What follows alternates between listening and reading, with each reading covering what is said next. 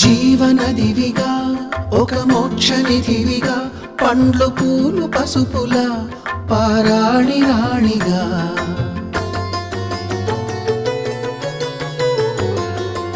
శివుని జటలనే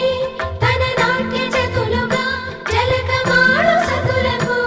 సౌభాగ్యదాత్రిగా